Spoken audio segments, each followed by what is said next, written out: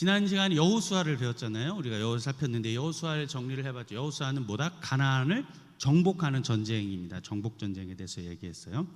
그다음에 여호수아의 중요한 주제가 있다면 도피성입니다. 도피성, 그렇죠? 요단강 가운데 이렇게 쫙 중심으로 해가지고 이쪽에 3개, 이쪽에 3개 이렇게 했습니다. 바산골란 막 이렇게 해가지고 이름을 외우라고 일부러 어렵게 하려고 한 게 아니라 도피성은 예수 그리스도를 상징하는 것입니다. 그래서 죄인이 가는 곳, 거기 가면 사는 곳, 대적자가 침범하지 아니하는 곳, 그 도피성, 예수 그리스도, 구약의 예수 그리스도를 말하고 있는 이 도피성이 아주 중요한 개념이다 그랬습니다. 여호수아는 뭐라 그랬냐면 말씀의 사람이라고 했어요. 말씀의 사람. 여호수아는 뭐 하는 사람? 또 기도하는, 새벽 기도하는, 새벽을 깨는 사람입니다. 여호수아는 또 어떤 사람? 끝이 아름다운 사람. 마지막에 아름답고 끝이 아름답고, 우리는 뭐 시작이 반이다 이런 말이 있는데 끝이 아름다운 우리 옥동의 성도들 되시기를 축복합니다. 자, 구약을 우리가 그 도서관 형태다 그랬습니다. 도서관 형태. 그래서 이렇게 쭉 진입을 하면 첫 번째는 이제 모세오경이 등장하고요. 그 다음에 등장하는 게 5권, 그 다음에 역사서 12권인데 역사서는 또 3개로 나눌 수 있다 그랬습니다. 역사서를 3개로 나누면 오늘 우리가 보게 될 사사시대로 나눌 수 있고요. 그 다음에 사무엘상하, 열왕기상하, 역대상하, 왕정시대로 나눌 수 있고요. 그 다음에 포로시대, 이스라엘이 포로로 잡히잖아요. 그래서 포로에 있었던 에스라, 느헤미야, 에스더로 나눌 수 있습니다. 그 다음에 이제 구약을 나누면 이제 시가서가 되겠습니다. 시가서, 욥기, 시편, 잠언, 전도서, 아가서가 되겠어요. 그 다음에 이제 이 2개는 큰 대자, 작은 소자. 그래서 대예언서, 소예언서 5권, 12권, 여기 5권 다 더하면 39, 39권이고요. 신약은요 39, 27, 66권 이렇게 되겠습니다. 오늘은 역사서 중에서 사사시대를 말하고 있는 여호수아, 사사기, 룻기 2권을 이제 볼 텐데 지난주에 여호수아를 봤고요. 오늘은 사사기를 보겠습니다. 자, 그럼 사사시대의 그 시대적 배경이 뭘까? 사사시대의 시대적 배경을 우리가 한번 살펴볼 텐데 2장 10절에 있는 말씀을 한번 같이 읽어보겠습니다. 사사기 2장 10절에 있는 말씀, 우리 앞에 있는 말씀 함께 읽어볼까요? 시작. 그 세대의 사람도 다 그 조상들에게로 돌아갔고 그 후에 일어난 다른 세대는 여호와를 알지 못하여 이 여호와께서 이스라엘을 위하여 행하신 일도 알지 못하였더라. 아멘. 이제 시대적 배경이 어디냐면 그 시대 사람들도 다 들어갔답니다. 그리고 다른 세대가 나왔는데 여호와를 알지 못한다 그랬어요. 자, 여호수아는 그래도 신앙 지켰잖아요. 나와, 내 집은 여호와만 섬기겠다. 니들은 그렇게 살아라. 나는 섬기겠다. 이제 그랬잖아요. 여러분, 이 세대를 좀 구분할 텐데 어떻게 할 수 있냐면 우리가 보통 출애굽 1세대를 이렇게 말하는데 1세대는 누구일까요? 출애굽했잖아요. 출애굽했으니까 모세하고 모세의 형제 아론을 얘기하는 거예요. 그 1세대가 출애굽하면서 40년 동안 살아가잖아요. 다 죽습니다.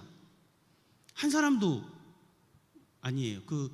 다 제명에 막 그런 거 아닙니다. 성경에 보니까 재앙으로 죽은 거예요. 제명에 죽은 게 아니라 재앙과 저주로 죽었어요. 다 죽죠.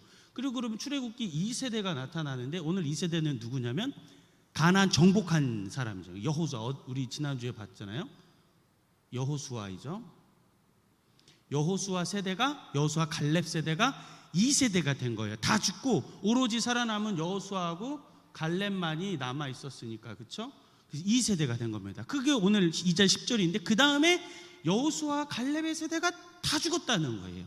다 죽고 나서 등장한 게 그래서 출애굽 3세대가 되는 것입니다. 3세대가 됐는데 오늘 2장 10절로 보니까 뭐라고 그랬냐면 다른 세대가 돼버렸다 그랬습니다. 영어로는 another generation of different generation 된 것입니다. 다른 세대가 되었습니다. 여러분, 이 2세대도 다 죽고 이제 3세대가 등장한 것입니다. 사사기부터는 출애굽 3세대가 시작되는 거예요. 근데 다 여호와를 알지 못하고는 다른 세대 사람이 되어져 버렸다라는 것입니다. 여러분, 우리가 이 말씀을 볼 때마다 생각해야 합니다. 다른 세대가 아니라 어떤 세대가 되어야 되는 거예요? 사실은 다음 세대가 되어야 되는데 넥스트 제너레이션이 돼야 되는데 자꾸 디프런트가 돼버리는 거예요. 다른 세대가 되어져 버린 것이죠. 오늘 이 사사기를 살펴보면서 우리가 다른 세대가 아니라 다음 세대로서의 집중할 수 있는 우리가 되면 좋겠고, 우리 교회가 되어지기를 간절히 소망합니다. 우리 교회가 다음 세대가 소망이 있는 이 교회가 되기를 간절히 축복합니다. 그래서 울산에도 소문나고, 교회학교가 소문나고, 희망이 있고 꿈이 있는 교회가 옥동 중앙교회 되기를 소망합니다. 아멘. 여러분, 10년, 20년 후에 주인공은 우리가 아닙니다. 그리고 반드시 기억해야 됩니다. 10년, 20년 후에 내가 여기에 있을 수 있지만 여러분도 뭐 장수하세요. 9988123. 근데 10년, 20년 뒤에 내가 주인공이 되어줘 옥동 중앙교회에 있겠냐? 아니라는 거예요. 응? 뭐라고요? 아니에요. 그럼 누가 있어야 되는 거예요? 다음 세대가 올라와야 되는 거죠. 근데 우리는 자꾸 그걸 망각하고 살아요. 우리 진짜 중요한 것은 다음 세대가 되어야 할 줄로 믿습니다. 넥스트 제너레이션에 소망을 들고 살아가는 여러분 되시기를 축복해요. 자, 그럼 우리 이제 사사기 그 시대가 3세대 시대였다. 그럼 이 사사기의 저자가 누구냐? 전통적으로 누구를 보냐면 전통적으로 사무엘을 봅니다. 사무엘이 썼다, 이제 이렇게 보고 있어요. 그 시기가 언제 됐냐면 우리 말씀 볼 텐데 열왕기상 6장 1절로 보니까 솔로몬이 그 근거를 좀 적어놨는데 함께 보겠습니다. 이스라엘이 애굽 땅에서 나온 지 480년이요 솔로몬이 이스라엘 왕이 된 지 4년 12월 곧 둘째 달에 솔로몬이 여호와를 위하여 성전 건축하기를 시작하였더라 그랬어요. 그러니까 사사시대를 통칭해가지고 지금 몇 년이라고 한 거냐면 480년이 됐다는 거예요. 출애굽한 지 480년이 되어져 가지고 지금 성전 건축을 하고 있다라고 그래요. 근데 이 480년이 사실은 조금 애매하긴 합니다. 그래서 학자들마다 좀 다양한 생각들이 있는데 오늘 그 사사기를 1장부터 해가지고 사사가 통치한 연수가 나오잖아요. 그걸 쭉 합치면 대략 한 410년이 나오거든요. 이게 안 맞잖아요. 410년. 근데 이 410년 안에 누구도 있어야 되냐면 엘리도 있어야 되잖아요. 그리고 또 누구 있어요? 엘리 뒤에 사무엘도 있어야 되잖아요. 그 다음에 누구도 있어요? 사울도 있잖아요. 사울 뒤에 누구도 있어요? 다윗도 있잖아요. 이게 40년씩인데 적어도 이게 계산이 안 맞는다라고 하는 거예요. 우리가 성경 공부니까. 그러면 이 480년이 어떤 근거로 나왔느냐? 우리 사진 하나만 좀 보여주실래요? 그냥 한번 보고만 넘어가겠습니다. 열려라. 참깨. 잘 안 보이시죠? 그러니까 이제 사사들의 통치 연수를 이렇게 적어 놓은 거예요. 쭉쭉쭉쭉 하면 이게 410년 정도밖에 안 나오거든요. 근데 왜 480년이라고 했을까? 궁금한 거죠. 넘겨보세요. 하나만 더 넘겨주세요. 그래서 이렇게 뚜뚜뚜뚜 생각해 보면 이것저것 생각해 봐야 되죠. 사울도 생각해야죠. 다윗도 생각해야 되죠. 사무엘, 엘리도 생각해야 되죠. 계산해 봤더니 사사시대는 410년 정도란 말이에요.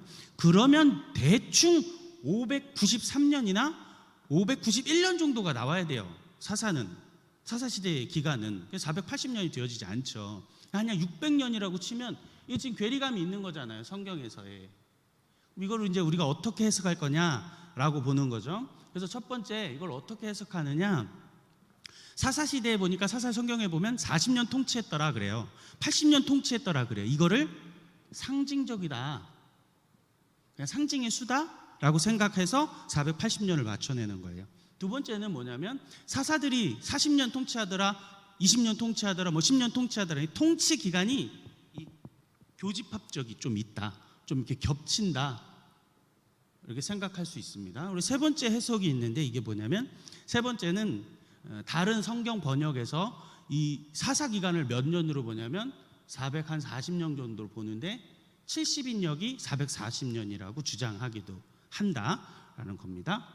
마지막으로 한번 생각해 볼 수 있는 게 이 480년이 어디서 나온 거냐, 한 세대 예수를 40년이라고 보고 사사가 모두 몇 명이냐면 12명 곱하기 12 하면 480년 정도가 나온다. 그래서 이 480년을 이렇게 해석을 하기도 한다라는 것입니다. 어쨌든 성경의 괴리감 조금 있지만 이런 해석을 하면서 이 사사시대의 480년을 이렇게 해석하고 있다라는 것입니다. 여러분이 사사시대를 들어가면서 계속 보는 게 여호수아에 이어져 나오는 거잖아요. 2세대에서 3세대로 넘어오는데 하나님이 계속해서 신명기서부터 반복하셨잖아요. 그들을 배우지 말라, 본받지 말라, 우상을 섬기지 말라, 진멸하라. 그랬는데 이게 됐어요, 안 됐어요? 안 됐잖아요. 그 사사시기와 가나안 정복시대 보면 7가지의 가나안 족속, 헷기야, 가브리혀, 이 7의 족속들이 작정하고 버텼죠. 작정하고 버티니까 여러분, 작정하고 버틴 사람을 이게 밀어내기가 쉽지가 않으니까 그냥 그렇게 살다가 성경의 그 고백대로 그대로 됩니다. 민수기 33장에서 뭐라고 나타나냐면, 한번 말씀 넘겨주실까요? 민수기 33장에서 여호수아 23장에서 뭐라고 고백하냐면, 너희의 올모가 되고 덫이 되고 옆구리에 채찍이 되고 눈에 가시가 된다. 이게 진짜로 이어지는 거죠. 그래서 계속 사사시대에 무슨 일이 일어나는 거예요? 계속 심판받는 거예요. 계속 쳐들어오는 거예요. 계속 공격당하는 거죠. 이 고통의 시간이 오고 있는 것입니다. 이게 사사기의 역사예요. 계속 반복되어지는 역사. 오늘 이 사사기에서 우리가 살펴볼 몇 가지만 함께 좀 같이 보면서 한 3가지 정도 사사기의 은혜를 나눠보고 싶습니다. 첫 번째, 사사기의 주제가 뭐냐? 자기 소견에 오른 대로입니다. 오늘 주제처럼 자기 소견에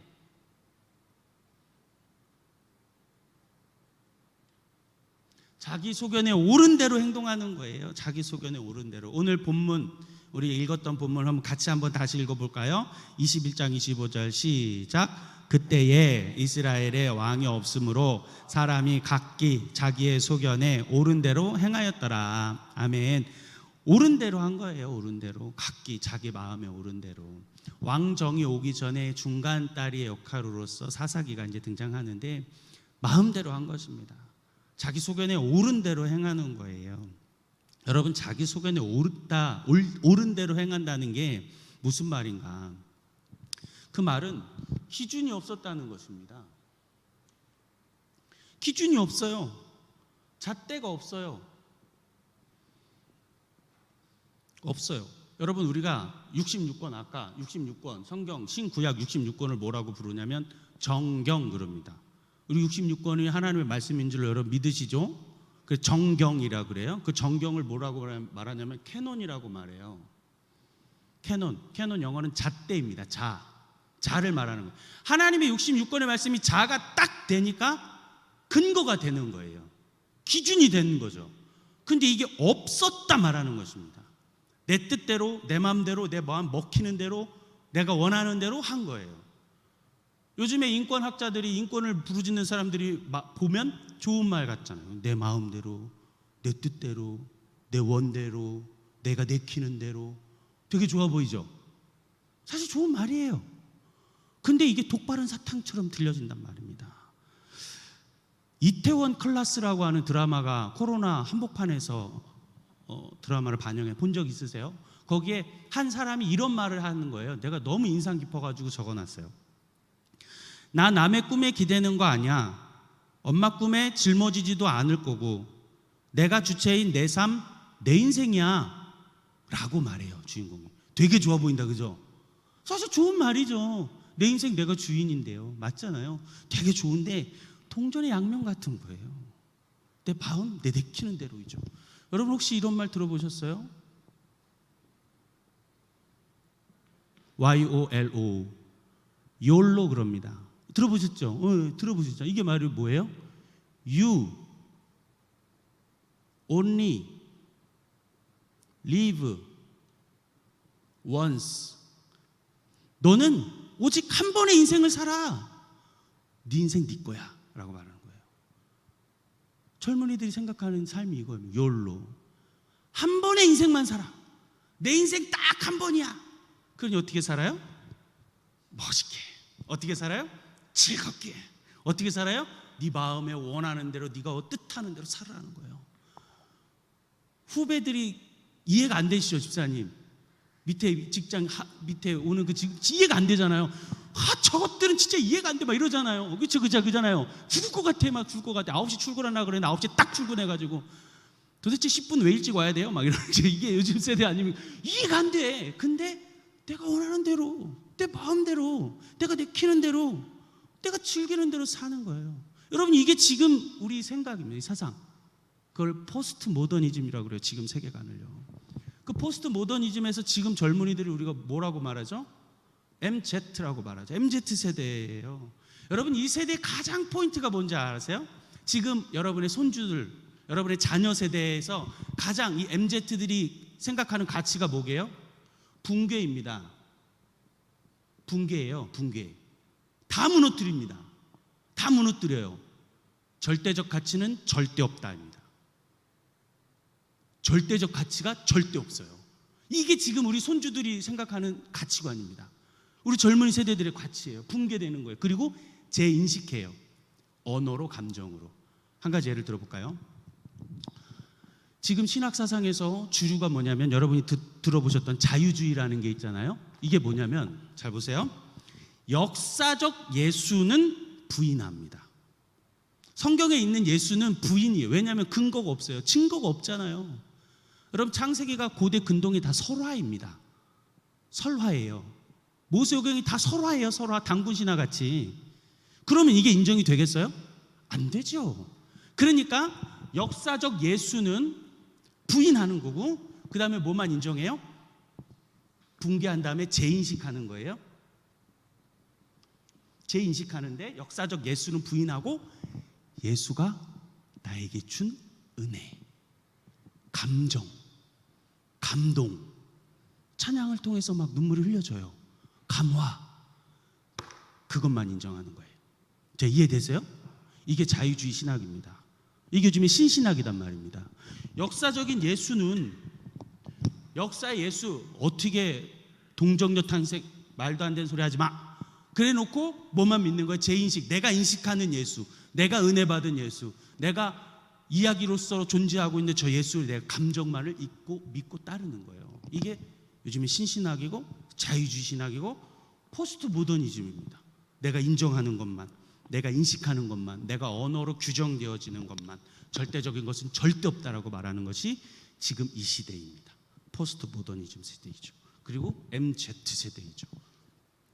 목회 데이터 연구소에서 한국교회 2030 목회 데이터 연구했습니다. 현상, 트렌드를 연구했어요. 그러면서 한 가지를 정의했는데, 이 MZ 세대를 뭐라고 인정했을까, 인식했을까? 지금 MZ라고 하는 말은 저를 뿐만 아니라 제 밑에 30대, 20대를 정의하는 말이잖아요. 이 MZ 세대를 한 가지 영어 단어로 표현했어요. 그게 뭐냐면 S, B, N, R로 정의했어요. MZ다 이거예요. 이게 뭐냐면 spiritual but not religious. spiritual, 영적인데 근데 not religious, 종교적이지 않아. 이게 지금 MZ를 정의한 거예요. 제가 정의한 게 아니고요. 한국의 유스 목사님들이 다 모여가지고 2030 한국교회 트렌드를 정리하면서 MZ 세대를 이렇게 정의해줘요. 전 너무 잘 정의했다고 생각합니다. 영적이에요, 여러분. 요즘 아이들이 안 그럴 것 같죠? 아니에요, 영적이에요. 포스트 모더니즘의 가장 큰 가치는 영적인 거예요. 그래서 제3세계 무당, 또 다른 세계 중간자, 이걸 인정해요. 근데 어떻게 돼요? 종교적이지는 않아요. 여러분, 지금 이 세대입니다. 종교적이지는 않아요. 잣대가 없어요. 내 마음 내키는 대로 살아요. 내 마음이 원하면 그게 좋다고 생각하고 살아가는 거예요. 딱 이 사사기 시대입니다. 자기 소견에 옳은 대로, 자기 기준에 옳은 대로. 사랑하는 옥동중앙교회 성도 여러분, 우리의 왕, 우리의 소견, 우리의 중심은 예수 그리스도이신 줄로 믿습니다. 우리의 왕인 하나님이신 줄로 믿습니다. 그분만이 나의 잣대가 되고요, 기준이 되고요, 말씀이 돼서 캐논이 돼서 성경 66권이 나의 기준이 되어져야 하는 줄로 믿습니다. 사사기는 그렇게 살지 않았다는 거예요. 그 기준 없이 살았다는 거예요. 자기 원하는 대로 살았다는 거예요. 사랑하는 우리 성도들이 성경 66권의 성경의 창을 통해서 세상을 보기를 바랍니다. 이게 뷰잖아요, 뷰. 성경을 통해서 보는 거예요, 밖을. 성경을 통해서 밖을 보는 거죠. 근데 이 성경을 통해서 밖을 봐야 되는데 이 성경 사이에 뭔가 좀 껴온 거예요. 이 사이에 뭔가 낀 거죠. 그러니까 올바로 보지를 못하는 것이죠. 자기 소견에 옳은 대로. 사사기의 두 번째는 뭘까? 사사기를 정리하는 두 번째는 패턴입니다. 패턴이 있어요. 사사기는 패턴이 있어요. 패턴, 어떤 패턴이냐. 그리고 사사기는 총 몇 명이 등장하냐면, 여러분 이게 참 재밌습니다. 사사기는 총 몇 명이나 등장할까요? 성경에 자주 나오는 숫자가 또 등장해요. 몇 명이 나올까요? 한 40명 나올까요? 3명 나올까요? 12명이 나옵니다. 여러분 이 수가 또 등장하는 거예요. 여러분 12는 어디서부터 등장해요? 야곱의 12아들이잖아요. 이 12사사가 돼요. 야곱은 12지파가 되잖아요. 12지파가 돼서 신약으로 넘어가면 또 누가 돼요? 12제자가 되잖아요. 참 하나님이 12이라는 숫자를 좋아하시는 것 같아요. 12를 이렇게 쭉 이어져 가는 거예요. 사진 볼까요? 어떤 사사들이 등장하는지 보겠습니다. 온니엘, 에훗, 삼갈, 드보라, 기드온, 돌라, 야일, 입다, 엘론, 입산, 압돈, 삼손, 12명이 등장하고 있는 거예요. 여기서 그래서 어떻게 분류를 하냐면, 그래도 크고 작다를 좀 구분하는데, 이제 분량에 따라, 사사의 능력이라기보다는 이제 분량에 따라 우리가 어떻게 분류하냐면 대사사, 소사사 이렇게 불러요. 대사사는 누굴까요? 여러분이 많이 들어본 사사가 이제 대사사가 되겠죠. 누구 많이 들어보셨어요? 네, 삼손은 뭐 너무 많이 들어봤고, 또 누구? 6명입니다. 한번 불러보세요. 많이 들어본 사람. 기드온 많이 들어보셨죠? 그 다음에 많이 들어봐야 돼요. 여러분 많이 들어봐야 돼요. 드보라. 그리고요, 입다. 그렇죠. 입다 많이 이따 얘기할 건데, 이따 얘기할 거예요. 입다니까. 좀 웃어주세요. 그렇게 센스가 없어가지고 이따 얘기한다니까요. 입다라서. 그리고 또 많이 들어본 사람 누구요? 기드온 했잖아요. 에훗 그렇죠. 그 다음에 하나만 더 한번 말씀해 보세요. 누굴까요? 뭐니 해도 첫째가 최고예요. 첫 번째만 기억하는 거예요. 사실은 온니엘. 여기서 왜 나머지 이제 소사사입니다. 인데 왜 이렇게 기억이 날까? 또 여기서도 우리가 좀 특별한 사람들만 기억하게 되잖아요. 여러분 삼손은 너무나도 잘 아니까 분량이 너무 많이 있죠. 그 다음에 좀 특별한 사람이 또 누구냐면 드보라죠. 드보라. 왜 특별할까요? 여자잖아요. 유일한 여자 사사니까 특별해요. 그 다음에 여기서 좀 더 특별한 사람이 또 누가 있을까? 온니엘은 첫 번째니까 특별하다 그랬고, 또 특별해요. 누가 특별할까요? 에훗이 특별한데, 여기 왜 특별하냐면 나는 왼손잡이거든요. 왼손잡이. 그때나 지금이나 왼손은 부정적이거든요. 그때나 지금은 좀 우리 인식이 많이 풀렸지만, 그때나 지금이 왼손이라 되게 이런 대사사 이렇게 우리가 분류를 하고 있는 거예요. 자, 이 12명의 사사의 패턴이 나오는데, 이 사사기는 이 12명이 반복합니다. 뭘 반복하느냐? 첫 번째, 죄를 지어요. 두 번째, 그 죄를 지으니까 어떻게 돼요? 하나님의 심판이 부어지는 거잖아요. 고난당합니다. 고난당하면 이 백성들이 뭘 하는 거예요? 부러지져요. 하나님 좀 도와주세요. 그리고 뭐라고 하는? 간구합니다. 그 네 번째는 뭐라고 말하겠어요? 이제 간구하시니까 부르짖고 막 고난데 간구하니 하나님 긍휼히 여기셔가지고 구원해 주는 거예요. 누구를 보내는 거죠? 사사를 보내시는 거죠. 이게 구원해준 사사 모여서 평화의 시기를 맞았는데 또다시 망각하는 거예요. 망각합니다. 여러분, 이 5가지 패턴이 사사기에서 반복합니다. 그림 하나 보여주실까요? 그림 저렇게 해요. 저기 다 돌아가. 5개의 패턴이 죄를 짓고요, 압제당해 고난 당하고요, 그걸 하나님 간구해요. 그러니까 하나님 구원해준 사사를 보내셔요. 사사를 보내니까 평화의 시기를 40년, 10년, 20년을 맞더라 그러는데 망각하죠. 다시 죄 짓는 거죠. 이 5가지가 12번 반복해요. 사실은 사사가 12이니까 계속 반복하고 돌고 도는 거예요. 돌고 돕니다. 여러분 사사기 요것만 기억하시면 돼요. 12명의 사사가 저 5가지를 반복하더라. 이 패턴. 그 중에서 오늘 사사기 몇 개만 몇 사사를 한번 제가 오전에도 질문을 하나 드렸었는데 이런 질문은 참 좋습니다. 성경을 보면서 이런 질문을 가지는 게 되게 좋아요. 누구냐면 입다라고 하는 인물인데, 이따 얘기하기로 한 입다를 지금 이제 얘기해 보겠습니다. 사사기 11장 31절의 말씀을 한번 보겠습니다. 사사기 11장 31장, 우리 앞에서 31절 같이 읽어볼까요? 시작. 내가 암몬 자손에게서 평안히 돌아올 때에 누구든지 내 집 문에서 나와서 나를 영접하는 그는 여호와께 돌릴 것이니 내가 그를 번제물로 드리겠나이다 하니라. 뭐라 그래요? 번제로 드리겠다 그래요. 입다를 보면서 우리가 생각해야 될 게 뭐예요?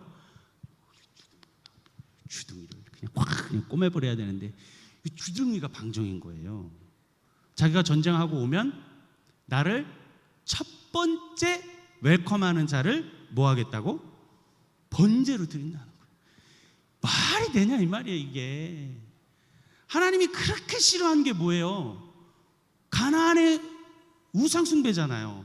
가나안 그 7개 족속들이 따르는 신을 따르지 말라 그런 거죠. 아니에요? 헷기야 가브리여 7의 족속들을 따라가지 말라. 근데 7쪽 족속들이 따라한 게 뭐였어요? 아이 드리고 불로 태워 드리고 이 인신 공양을 한 건데, 번제를 드리겠다고 지금 이 입다가 초삭거리는 입이 서운해 버린 거예요. 자, 질문. 진짜 번제로 드렸느냐?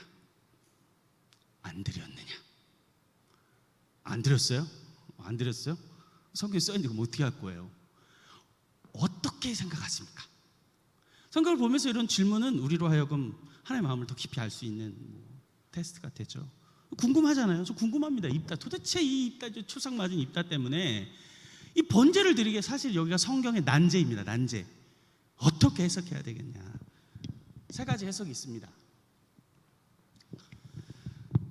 말 그대로 그 입을 조심하자. 입 조심하자 이거예요. 2번째, 이 딸이 수녀와 같이 평생 섬겼다입니다. 3번째, 진짜 리얼로 번제 드렸다. 이 중에 하나겠다, 그렇죠? 여러분 어떻게 생각하십니까? 어떻게 됐을까요? 여러분 성경에서 질문이 만나면, 질문이 내어지면 어떻게 하셔야 되냐면, 하나님의 속성과 성품에 맞는지를 일단 첫 번째 따져야 됩니다. 하나님의 속성과 성품이 맞냐? 여러분 번제를 드리는 게 하나님의 속성에 맞으세요? 그 다음에 2번째는 이와 같은 병행 본문이 있느냐를 봐야 됩니다.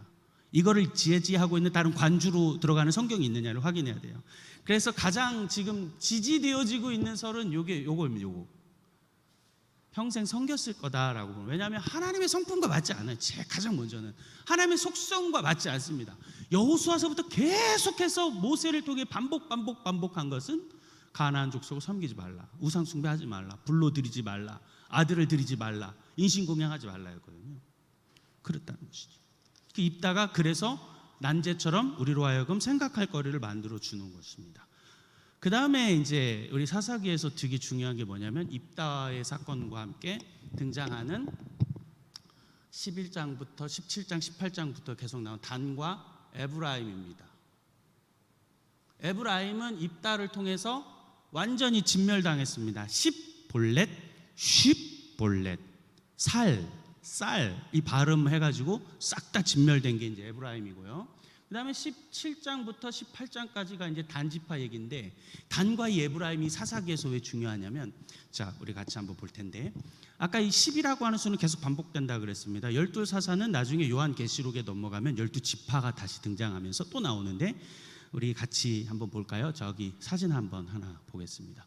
이 12는 되게 중요해요. 저 12이죠. 우리가 알고 있는 12입니다. 저 보이시죠? 그래서 르시레유, 수이, 단가사, 남요배, 지금 12이에요. 12. 되게 좋아하시네요. 기억나시죠? 원사님 기억나면 성공한 거예요.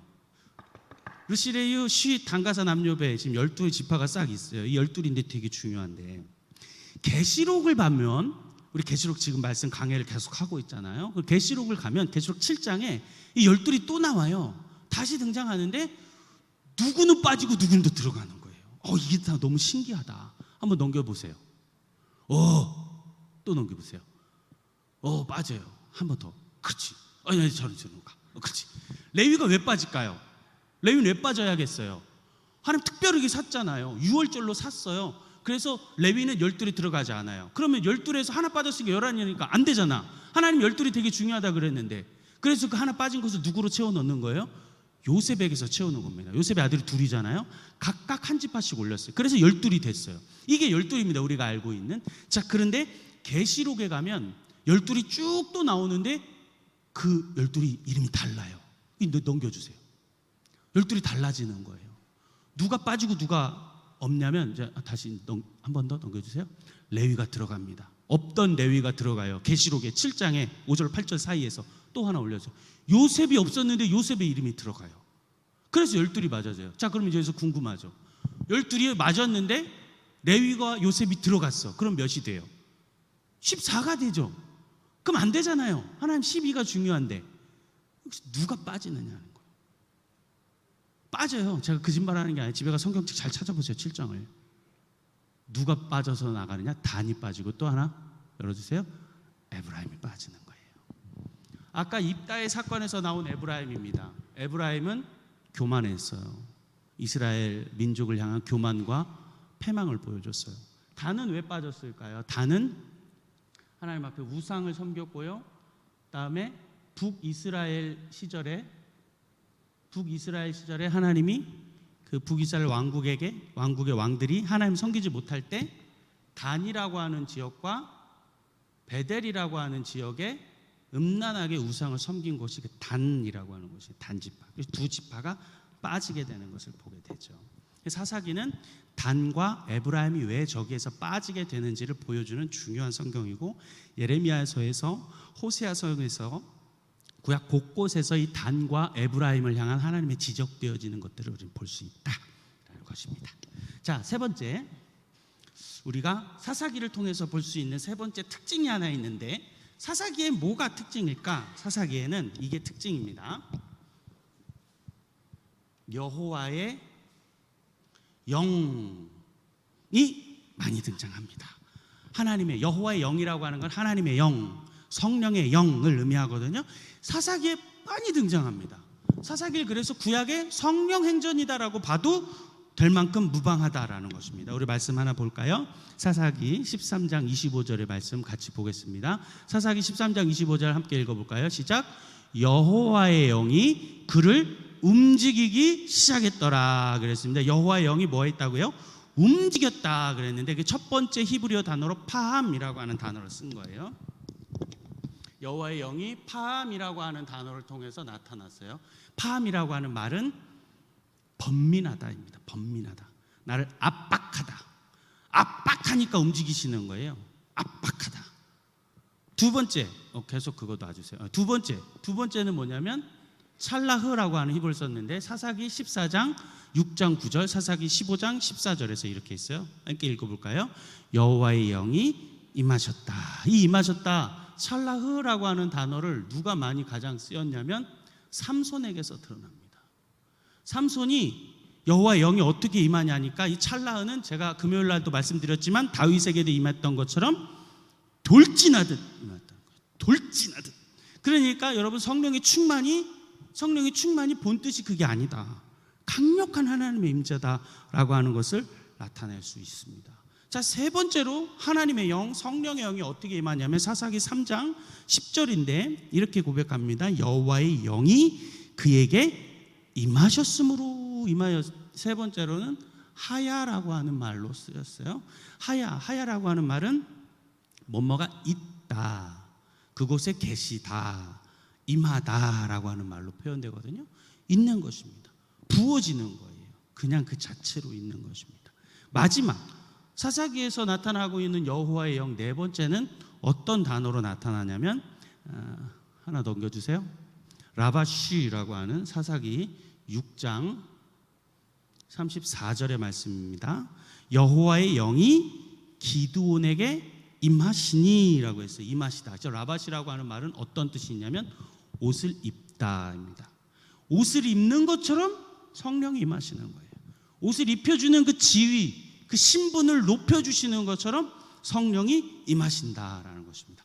사사기에는 이렇듯 성령의 영, 하나님의 영, 하나님의 영이 임하시다, 감동하시다, 감화하시다 아주 많이 나타나 있습니다. 그래서 구약의 성령행전이라고 봐도 무방하다. 특별히 삼손에게 집중되어 있고 기드온과 온니엘에게 각각 임하시는 하나님의 영이 임하신다. 사랑하는 성도 여러분, 우리가 성령 충만하게 원합니다. 성령의 인도받기 원합니다. 날마다 고백하시는데 이 성령의 영이 우리가 생각하는 그런 부드러운 분이기도 하시지만 강력하다, 강력히 임하신다, 나를 통치하신다 라는 것을 생각하면서 기억하고 살아가시는 여러분 되시기를 축복합니다. 자, 이제 마지막입니다. 오늘 룻기를 살펴보고 마칠 텐데 오늘 사사기는 마쳤고요. 룻기는 어떤 의미를 가지고 있느냐? 룻기는 되게 중요한 성경이죠. 4장밖에 안 되지만 룻기는 이런 주제를 가지고 있습니다. 예수 그리스도께서 오시는 길을 예비한 여인이다라는 것이죠. 여러분, 룻기는 예수 그리스도께서 오시는 길을 예비한 여인입니다. 되게 중요하죠. 여러분, 룻은 이방 여인입니다. 유대인이 아니에요. 이방 여인이에요. 여러분, 성경의 저자가 유대인이 아닌 이방인을 이 성경의 권수에 넣었을 뿐만 아니라 예수 그리스도가 오시는 길을 준비하게 했다? 대단한 겁니다. 작가의 의도가 있는 것이죠. 여러분, 여인의 이름이 어디서 많이 등장하냐면 마태복음 1장에서 등장합니다. 마태복음 1장 한번 가보실까요? 한번 수수 가보세요. 마태복음 1장 눈으로 한번 보시기 시작해 보세요. 족보니까 눈으로 한번 볼까요? 마태복음 1장을 한번 쑥 보세요. 마태복음 1장에 1절부터 17절까지 해가지고 그리스도까지 14대더라 라고 하면서 땅땅땅 쳤는데 1절에서 17절까지에 여자의 이름이 있습니다. 어떤 이름들이 나타날까요? 첫 번째는 다말이 나오죠. 두 번째는 라합이 나오죠. 세 번째는 룻이 나오죠. 본문이죠. 네 번째는요, 누굴까요? 솔로몬의 밧세바가 나오죠. 그리고 다섯 번째는요, 예수님의 어머니 마리아가 나오죠. 여러분, 5명의 여인이 나오는데요, 여러분, 이 5명의 여인들이 다 흠이 있는 여인이에요. 여러분, 다말은 유다의 며느리인데요, 며느리 시아버지하고 관계를 해가지고 아들을 낳은 거예요. 부적절한 관계죠. 라합은 어디서 등장했어요? 여리고에 있는 성의 기생이고 창녀죠. 기생입니다. 룻은요, 오늘도 등장하지만 모압 이방 여인이죠.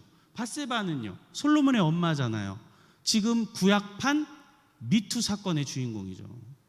불명예.